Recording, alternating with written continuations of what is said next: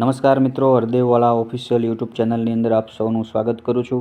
મિત્રો, તાજેતરમાં ભારત સરકારે ભારતના રમતવીરોને સન્માનવા માટે એમને ખેલ રત્ન પુરસ્કાર આપવાની જાહેરાત કરી છે.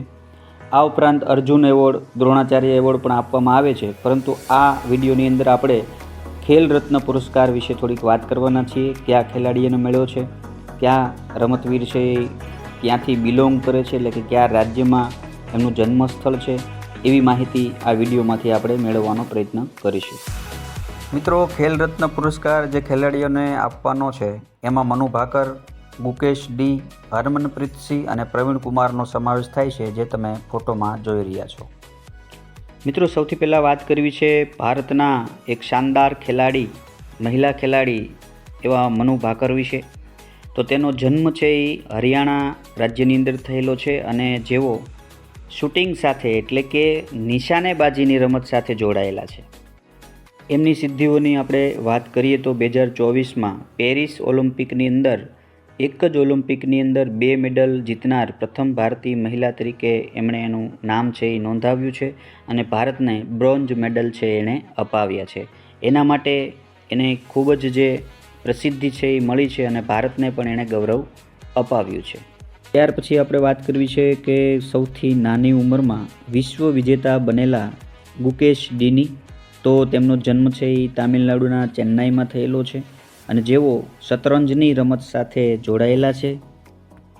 એમની સિદ્ધિઓની વાત કરીએ તો વિશ્વ ચેમ્પિયનશિપ જીતીને એમણે સમગ્ર ભારતનું નામ છે એ વિશ્વની અંદર રોશન કર્યું છે અને સૌથી નાની ઉંમરના ચેમ્પિયન એવો બન્યા છે. ત્યાર પછી મિત્રો આપણે વાત કરવી છે ભારતીય હોકી ટીમના કેપ્ટન એવા હરમનપ્રીત સિંહની. તો તેનો જન્મ છે એ પંજાબની અંદર થયેલો છે. સરપંચ સાહેબના ઉપનામથી જેઓ જાણીતા છે અને હાલમાં તેઓ હોકી ટીમના કેપ્ટન પણ છે. મિત્રો, એમની સિદ્ધિની આપણે વાત કરીએ તો પેરિસ ઓલિમ્પિક 2024માં એમણે ભારતને બ્રોન્ઝ મેડલ છે અપાવ્યો છે. એમની મહત્ત્વપૂર્ણ અને શાનદાર પ્રદર્શનના કારણે ભારતને છે આ મેડલ છે એ પ્રાપ્ત થયો છે. મિત્રો, હવે પછી આપણે વાત કરવી છે એક એવા ખેલાડીની કે જેણે સમગ્ર ભારતના યુવાનોને એક પ્રેરણા પૂરી પાડી છે અને મન હોય તો માળવે જવાય એ કહેવતને એમણે સાર્થક કરી છે એવા પ્રવીણ કુમારની. તો એમનો જન્મ છે એ ઉત્તર પ્રદેશમાં થયેલો છે અને ઊંચી કૂદની અંદર એ ખૂબ સારું પ્રદર્શન કરે છે.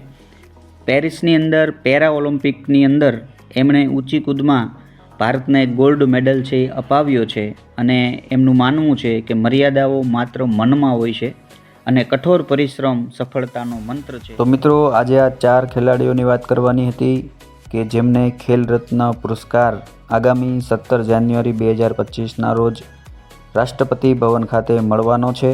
મિત્રો, આ વિડીયો આપને ગમ્યો હોય, ઉપયોગી થયો હોય તો લાઈક કરો, સબસ્ક્રાઈબ કરો અને આપના જેવા અન્ય મિત્રો સુધી આ વિડીયોને પહોંચાડો. ધન્યવાદ.